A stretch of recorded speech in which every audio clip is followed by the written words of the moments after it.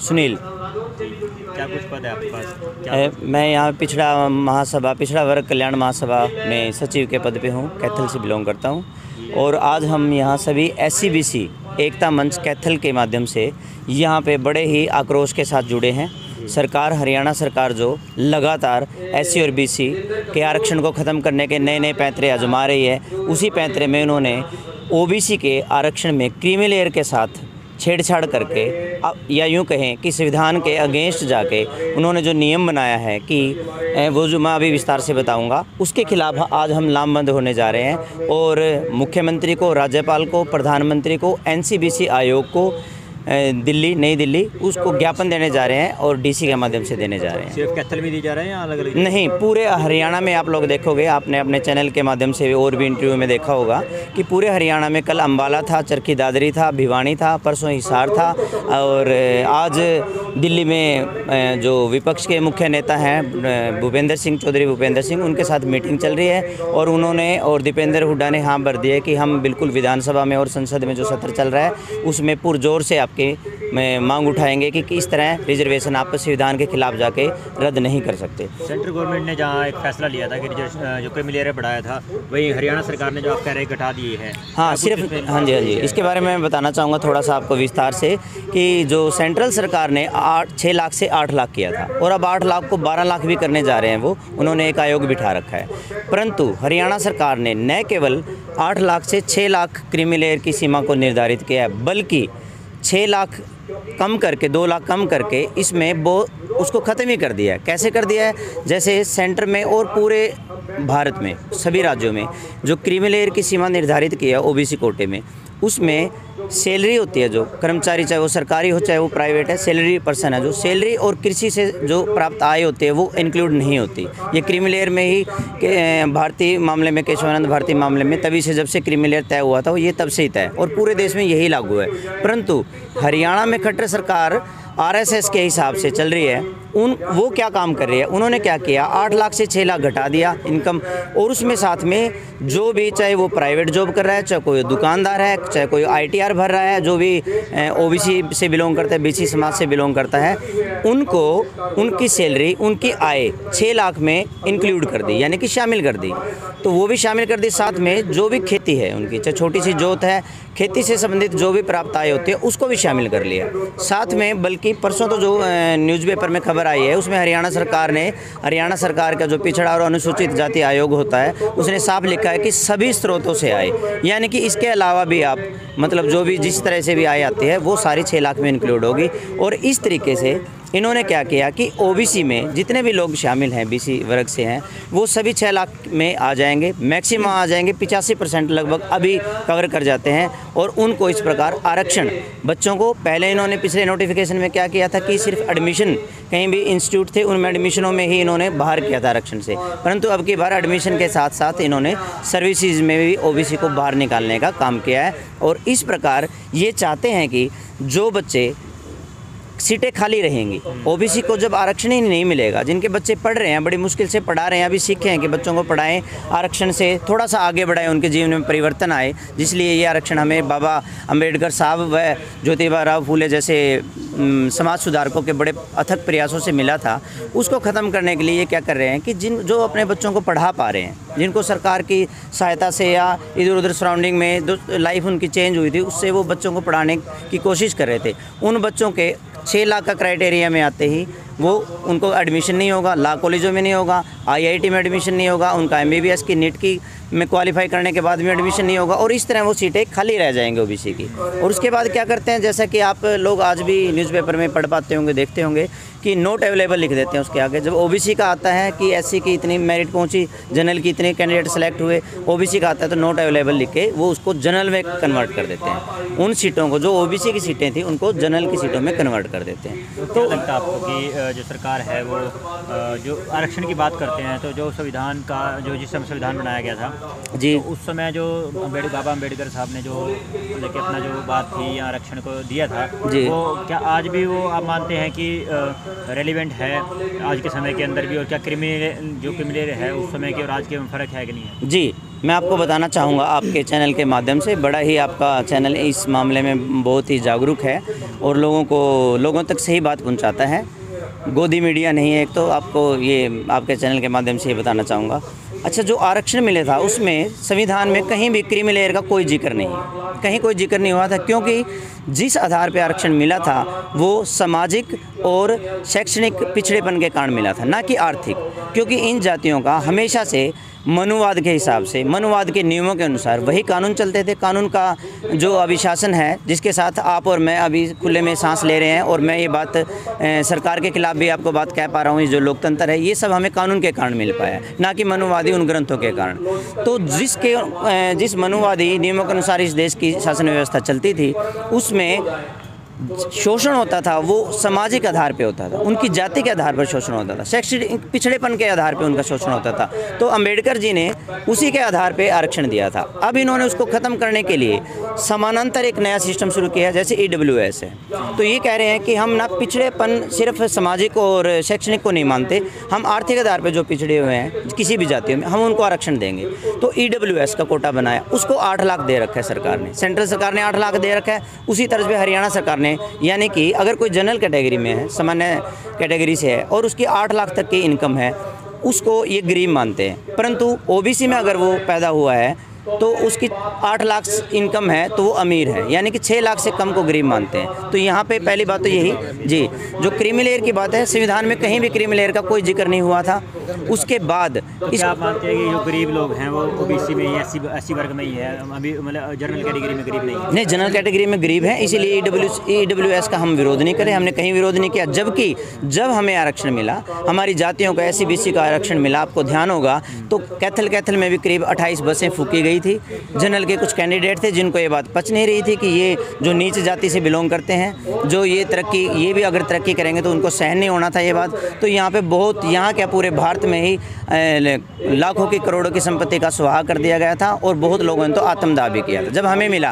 और जब EWS को मिला तो हमने कोई विरोध नहीं किया, क्योंकि हम ये मानते हैं कि हाँ भाई, इनमें भी गरीब है, जनरल कैटेगरी में भी गरीब है, हमारे भाई हैं, तो उनको आरक्षण मिलना चाहिए, वो उनको मिला हुआ है। तो अभी ज्ञापन कितनी देर में देके आएंगे? अभी ज्ञापन करीब 2 बजे के आसपास होगा। किसको दे देना है? DC के माध्यम से ज्ञापन हम मुख्यमंत्री के नाम, राज्यपाल के नाम, महामहिम श्री राष्ट्रपति के नाम और NCBC के जो अध्यक्ष हैं हमारे सेंटर में नई दिल्ली में, उनके नाम, और एक अनुसूचित जाति आयोग व पिछड़ा आयोग होता है हरियाणा में, उनके अध्यक्ष के नाम हम ये ज्ञापन देने जा रहे हैं। और सरकार को सचेत करना चाहते हैं आपके चैनल के माध्यम से भी, और इस जो ये हम ज्ञापन देने का जो प्रोग्राम उसके माध्यम से भी, कि हम बड़े ही लोकतांत्रिक लोग होते हैं, लोकतांत्रिक तरीके से जीना चाहते हैं और ऐसे ही हमारा व्यवहार होता है। तो हम पहले भी कहा था, अब भी, कि हमारे साथ छेड़छाड़ ना किया जाए। सरकार, BJP सरकार का काम है बांटना हर जगह, धर्म के नाम पे, जाति के नाम पे। अब जाति की भी सब कैटेगरी बनाने जा रहे हैं। अभी हमें ये कह रहे हैं कि हम आपके लोगों को दे रहे हैं, हमारे लोगों को कैसे दे रहे हैं जब सीटें अभी से खाली रह जाती हैं। पिछले 2 साल से तो इन्होंने लागू किया था,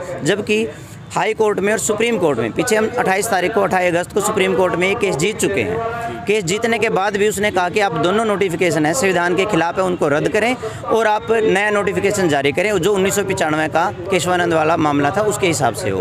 उसके बाद सरकार को 3 महीने का समय दिया, हरियाणा सरकार को 3 महीने का समय पूरा होते ही सरकार ने जो नोटिफिकेशन जारी किया वो पहले से भी एक कदम आगे बढ़ के था, क्योंकि इससे पहले केवल एडमिशन में ही आरक्षण को ख़त्म किया गया था, परंतु अब सर्विसेज यानी कि सेवाओं में भी आरक्षण को, BC के आरक्षण को पूरी तरह इन्होंने नस्ते नाबूद कर दिया, ख़त्म कर दिया है। तो आज हम यहाँ सिर्फ हरियाणा में कैथल से नहीं, हम हरियाणा में हम अम्बाला से, चीका से, कैथल से, चरखी दादरी से हम अभी तक 18 जगह से ज्ञापन दे चुके हैं, प्रदर्शन कर चुके हैं। और सरकार अगर जल्दी ही, अभी जो 17 तारीख से चल रहा है, हम मंत्रियों से मिल रहे हैं, हम MLA से मिल रहे हैं जो हमारी कैटेगरी से बन के गए, हमारे वोट के कारण बन के गए, BJP सरकार बनी है, हमने उनके माध्यम से भी हमने ज्ञापन दिया और उनको बताया कि आप हमारी मांग रखो कि ये जो OBC का है, BC का है, आरक्षण को इस तरह ख़त्म न किया जाए, और नहीं तो सरकार को इसके परिणाम भुगतने पड़ेंगे। हम तो भुगतेंगे ही, परंतु लोग सड़कों पर आएंगे, रोड जाम भी होगा, जैसे कृषि कानून का अभी आपने देखा ही है। इस तरीके से शायद सरकार सुनती है, इसी तरीके को ही समझती है, तो वो तरीका भी हमें शायद आगे आजमाना पड़े। क्या नाम है जी? अमरनाथ किठानिया जी, क्या कुछ कहना चाहेंगे? हरियाणा सरकार ने एक संविधान की मूल भावना के खिलाफ ओबीसी वर्ग का जो क्रीमी लेयर की जो तनख्वाहें बढ़ रही हैं, लेकिन हरियाणा सरकार ने जो इनकम का जो कैटेगरी थी उसको और भी नीचे ला दिया है। आज एक क्लास 4 कर्मचारी अपने बच्चे को पढ़ाने में वो असमर्थ है, तो 6 लाख की आमदनी में इन्होंने सारी आमदनी ही उसके अंदर जोड़ दी, जबकि संविधान में कहीं भी किसी प्रकार का जिक्र नहीं है। सबसे पहले तो मैं आपकी जानकारी दुरुस्त करना चाहूँगा कि संविधान में जब संविधान लागू हुआ तो वहाँ रिजर्वेशन नाम का कोई वर्ड ही नहीं था, वहाँ रिप्रेजेंटेशन था, लेकिन मनुवादी लोगों ने इसको बदल दिया और हरियाणा सरकार ने तो अब ओबीसी वर्ग के अधिकार को बिल्कुल ही ख़त्म कर दिया है। 6 लाख की इनकम तो एक क्लास 4 कर्मचारी की भी हो सकती है। तो उस हरियाणा सरकार के नोटिफिकेशन के खिलाफ SC/BC एकता मंच जो हमारा संगठन है उसमें पूरा रोष है और हम सरकार को चेताना चाहते हैं कि यदि ये सरकार नहीं जागी तो हम इस जो अधिसूचना इसके खिलाफ सड़कों पे भी लड़ेंगे और कोर्ट में, न्यायालयों में भी हम इसके खिलाफ लड़ाई लड़ेंगे। जी श्याम मांडे जी, सर ये जो क्रीमी लेयर का मामला है, ये पिछड़ा वर्ग को हक न देने का मामला है। ये हकीकत में तो बात ये है कि ओबीसी समाज को कुछ देना ही नहीं चाहती। अगर देना चाहती तो क्रीमी लेयर ये अलग अलग से लेके आते हैं इनके मुद्दे, ये मुद्दे विहीन लोग हैं और ये जो लेके आते हैं बार बार इन लोगों को, अगर ये देना ही चाहती है तो पीछे जो बैकलॉग खाली पड़ा है वो भरे ओबीसी का।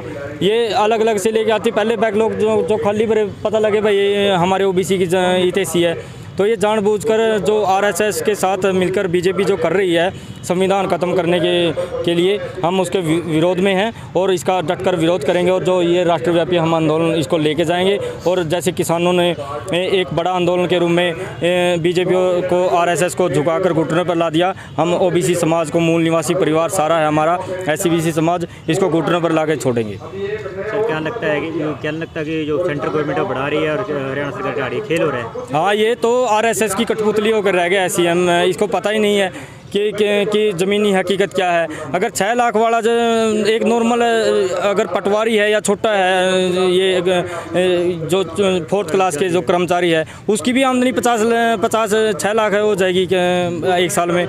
तो ये उन लोगों को तो वंचित रखने की, और जो नीचे वाले रह गए उनको देना ही नहीं, देंगे नहीं। ये बैकलॉग फिर खाली छोड़ देंगे जैसे पीछे छोड़ते आ रहे। ये उन लोगों को एक मतलब ये जो इनका अधिकार है उनको छीनने के लिए ये उन लोगों का जाल है एक किस्म का। फ्रॉम कैथल। जी आज का मामला जो हमारा जो मामला है वो क्रीमी लेयर का है और आरक्षण बचाओ संविधान बचाओ, ये हमारा आज का एजेंडा है मुख्य तौर पर। अब आज ही क्यों आए हम यहाँ पे, जो आरक्षण है और उसके साथ एक क्रीमी लेयर शब्द जोड़ दिया। आरक्षण हमेशा संविधान के अनुसार जो बाबा साहब BR अम्बेडकर जी ने संविधान लिखा है, हमारा संविधान जो देश का संविधान है उसके अनुसार आरक्षण सामाजिक और शैक्षणिक आधार पर दिया जाता है। अन्य आधार में जोड़ दिया आर्थिक आधार के साथ अन्य, परंतु इस हरियाणा सरकार ने पूर्णतः सामाजिक और शैक्षणिक को पीछे छोड़ते हुए पूर्णतः इसको आर्थिक आधार पर आरक्षण की क्रीमी लेयर की शर्त जो वो लगा दिया हम पर। इस सरकार ने 1995 से पहले कर्मचारी जो छोटा कर्मचारी होता था क्लास 3 और 4 का, उसकी सैलरी काउंट नहीं होती थी, और एक जमींदार जो खेती करता था 2, 4, 5 किले का, उसकी खेती से आमदनी भी काउंट नहीं होती थी, तो उसे क्रीमी लेयर कहते थे। परंतु अब इस सरकार ने 17 अगस्त 2016 को एक नोटिफिकेशन जारी किया कि इसमें कर्मचारी की आमदन और खेती की आमदन को जोड़ के जिसकी सैलरी जिसकी टोटल आय साल में 6,000 रुपये क्रॉस करगी, उसको आरक्षण का लाभ नहीं दिया जाएगा, 6 लाख। उसके बाद हमारी पिछड़ा वर्ग कल्याण महासभा माननीय उच्च न्यायालय में गई, वहाँ से हम जीते।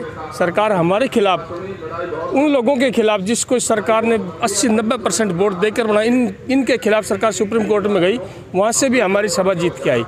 उसके बाद 28 अगस्त 2018 में फिर सरकार ने नोटिफिकेशन जारी किया, वही आज इट इज़, उसके खिलाफ भी हमारी सभा सुप्रीम कोर्ट तक गई। वहाँ से 24 अगस्त 2021 को माननीय सर्वोच्च न्यायालय ने फैसला दिया कि न्याय संगत संविधान सम्मत 2016 और 2018 का जो नोटिफिकेशन है उसको रद्द करके 3 महीने के अंदर एक नया नोटिफिकेशन जारी किया जाए, जो कि 1995 से पहले का था। इंदिरा साहनी बनाम केंद्र सरकार, और जो केंद्र सरकार में है उसको के आधार पर एक नया नोटिफिकेशन जारी किया जाए। परंतु सरकार ने 3 महीने की अवधि गुजरने के बाद 17 नवंबर 2021 को एक नोटिफिकेशन जारी किया। उस नोटिफिकेशन में भी एज इट इज़ वही नया लिफाफा और पुराना मसौदे की बात आई है, जिससे पूरे हरियाणा प्रदेश में पिछड़ा वर्ग में ये रोष पनप रहा है। और आज हम इसी के खिलाफ से 17 नवंबर 2021 के नोटिफिकेशन को रद्द करवाने के लिए आज हम यहाँ इकट्ठे हुए, और आज माननीय मुख्यमंत्री जी और प्रधानमंत्री जी, माननीय महामहिम राष्ट्रपति जी के नाम उपायुक्त महोदय को ज्ञापन देंगे। उसके बाद हम अपनी जनसभा को यहाँ समापन करेंगे। अगर इसके बाद भी सरकार नहीं चेती, उसके बाद पूरे प्रदेश में एक बहुत बड़ा जन आंदोलन, जैसे कि 2 अप्रैल 2018 को अनुसूचित जाति के हमारे साथियों ने SC/BC एकता मंच के माध्यम से किया था, ऐसा ही एक आंदोलन हरियाणा में करना पड़ेगा। और ये सरकार ना ही तो माननीय सर्वोच्च न्यायालय की मान रही है, ना ही केंद्र सरकार की मान रही है। केंद्र सरकार में क्रीमी लेयर की शर्त 8 लाख रुपए है, उसमें कर्मचारी और जमींदार की आमदन को काउंट नहीं किया गया।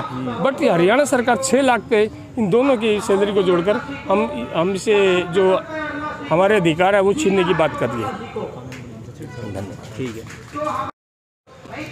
आज SC/BC एकता मंच कैथल के माध्यम से हरियाणा प्रदेश के मुख्यमंत्री, राज्यपाल, देश के प्रधानमंत्री और राष्ट्रपति और NCBC के चेयरमैन उस अध्यक्ष को एक मेमोरेंडम देंगे, क्योंकि हरियाणा सरकार ने अभी 17 नवंबर 2021 को एक अधिसूचना क्रीमी लेयर से संबंधित बैकवर्ड के लिए जारी कर दी है, जिसमें सरकार ने जो उनकी इनकम थी उसको 8 लाख घटाकर 6 लाख कर दिया है। और 6 लाख में भी जो ग्रुप C और D का कर्मचारी, जो पहले अधिसूचना थी या सेंट्रल गवर्नमेंट की अधिसूचना की हम बात करते हैं, वहाँ 8 लाख की कंडीशन है, और उसमें ग्रुप C और D का जो कर्मचारी है और इसके अलावा खेती से संबंधित आय को उसे बाहर रखा गया है। लेकिन हरियाणा सरकार ने उससे आगे कदम बढ़ाते हुए और बैकवर्ड समाज को दबाने के लिए उस क्रीमी लेयर की शर्त को 6 लाख कर दिया। और 6 लाख में जो छोटी जोत के किसान है, बैकवर्ड समाज के लोग, इनके पास ज़्यादा ज़मीनें नहीं है, वो छोटी जोत का किसान है, उसकी एग्रीकल्चर इनकम को भी इसमें इंक्लूड कर दिया। और अन्य व्यवसाय जो भी व्यक्ति करता है, जो रिटर्न भरता है या जिसका अकाउंट से कोई लेन देन होता है, उसकी टोटल इनकम को लेट करके हरियाणा सरकार उसको भी क्रीमी लेयर के दायरे में लाना चाहती है और उसको किसी प्रकार का आरक्षण का लाभ नहीं देना चाहती। और हरियाणा सरकार ने अभी जो ताज़ा कल दैनिक जागरण में स्टेटमेंट थी हरियाणा सरकार की, उन्होंने कह दिया भी आपकी जो फैमिली ID बना रही है अभी हरियाणा सरकार और पूरे प्रदेश में चल रही है, उस फैमिली ID की वजह से लगभग 40,000 बुजुर्गों की तो बुढ़ापा पेंशन कट चुकी है। और उसको एक बड़े हथियार के रूप में बैकवर्ड समाज पर यूज करना चाहती है हरियाणा सरकार। उसमें उल्लेख कर दिया हरियाणा सरकार ने, स्पष्ट रूप से लिख दिया है भाई फैमिली के जितने भी स्रोतों से जिन भी सदस्यों की टोटल आय होती है, उसको टोटल आय, टोटल इनकम फैमिली की माना जाएगा। यदि वो 6 लाख से ऊपर है तो वो उसको साधन संपन्न माना गया और वो उस रिजर्वेशन कैटेगरी से बाहर चला जाएगा। ये एक बहुत बड़ा कुठाराघात है। BP मंडल की सिफारिशों को पूर्ण रूप से लागू नहीं किया गया। BP मंडल कमीशन की जो मुख्य भाव था उसका समानता का भाव था। समान लोगों में समानता की बात नहीं होती, असमान लोगों को समान करने के लिए वहाँ पर इस नियम को लागू किया जाना चाहिए था। लेकिन उसके उल्टे हरियाणा उस समय की जो तत्कालीन सरकारें थी और वर्तमान में भी जो सरकार है वो बैकवर्ड समाज के साथ अन्याय करती आ रही है। बाबा साहब ने संविधान में समानता के अधिकार की बात की थी, बस जिसकी जितनी जनसंख्या उसकी उतनी हिस्सेदारी, चाहे लोकसभा की बात करते हैं चाहे विधानसभा की बात करते हैं, वहाँ उसकी इतनी हिस्सेदारी रिप्रेजेंटेशन होनी चाहिए थी। रिजर्वेशन आने उस समय की जो सरकार थी या सरकार है वो इसे रिजर्वेशन का नाम दे रही है, जबकि हम किसी भी व्यक्ति को यदि आप समानता के लेवल पर लाना चाहते हैं तो उसको थोड़ा एक्स्ट्रा लाभ देने पड़ते हैं। लेकिन अब जैसे 1931 की जनगणना के अनुसार बैकवर्ड समाज की आबादी 52% थी और एनसीबीसी आयोग जो 1992-93 में बना और इससे पहले भी बैकवर्ड एससी की एक डिमांड रही है, हमारी जाति जो जनगणना करवाई जाती है उसके आंकड़े जारी करने चाहिए, वो ओपन करने चाहिए। लेकिन हर बार सरकार, पीछे 2011 में जनगणना हुई उसमें थे कॉलम ये जातिगत आधारित भी थे, लेकिन हरियाणा सरकार और सेंटर की सरकार ने उन आंकड़ों को ओपन नहीं किया ताकि ये जो बैकवर्ड समाज है ये जाग ना जाए, इससे इसकी संख्या का, इसकी ताकत का आभास ना हो जाए। इसलिए हमारी जो मांग अभी पूरे केंद्र लेवल पर, राष्ट्रीय स्तर पर पिछड़ा वर्ग जो आयोग है वो जातिगत जनगणना की मांग कर रहा है और हमारे बहुत से जो सांसद हैं वो लोकसभा में स्पष्ट रूप से अपनी बात रख चुके हैं, राज्यसभा में भी, भाई हमारे जो बैकवर्ड क्लास के लोग हैं इनकी जातिगत जनगणना करके उसको ओपन करवाया जाए उसके डाटाज को, और उसके अनुसार हमने रिप्रेजेंटेशन दिया जाए। जब देश के संविधान में संसाधनों पर और सार्वजनिक सेक्टर सरकारी विभागों की हम बात करते हैं, वहाँ पर समानता की बात करते हैं, तो हम देखते हैं भाई बैकवर्ड समाज के कितने लोकसभा में सांसद हैं, राज्यसभा में कितने हैं, और हरियाणा प्रदेश की जो विधानसभा है उसमें बैकवर्ड क्लास से कितने लोग विधानसभा के सदस्य चुनकर जाते हैं। तो सरकार जानबूझकर जो असली बातें हैं और बैकवर्ड समाज का जो कल्याण करने की बात ये सरकार डंडोरा पीट रही है, ये बिल्कुल झूठा है। और इस आज के प्रदर्शन के माध्यम से जो मुख्य एजेंडा हमारा क्रीमी लेयर का है इसको रद्द कर दिया जाए, और क्रीमी लेयर जब शब्द संविधान की प्रस्तावना में, संविधान कॉन्स्टिट्यूशन में कहीं बार भी नहीं लिखा गया, तो इस सरकार के द्वारा, उस तत्कालीन सरकार के द्वारा इंदिरा साहनी मामले में इस क्रीमी लेयर शब्द को ईजाद किया गया था जो नहीं था। जब उस मामले में 9 जजों की जो खंडपीठ थी उसने फैसला दे दिया था कि बैकवर्ड का जो रिजर्वेशन है वो जायज़ है, उसकी संख्या के अनुसार उसे मिलना चाहिए था। लेकिन वहाँ जो तत्कालीन सरकारें रही हैं, चाहे 170वें संविधान संशोधन की बात की है उसको भी आज तक पूर्ण रूप से लागू नहीं किया गया, बल्कि 127वां संविधान संशोधन करके वो हमारे बैकवर्ड और एससी समाज पर थोप दिया गया, एक कुठाराघात किया गया, और हरियाणा सरकार सभी हदें पार करती हुई इस काली अधिसूचना को जारी कर दिया गया। ये इसका हम बिल्कुल 100% विरोध कर रहे हैं और आने वाले समय में भी एक मुहिम चलाकर एक राष्ट्रव्यापी, राज्यव्यापी आंदोलन की रूपरेखा तैयार कर दी जाएगी। यदि सरकार नहीं झुकती है तो आने वाले चुनाव में इस बात का हिसाब किताब भी लिया जाएगा।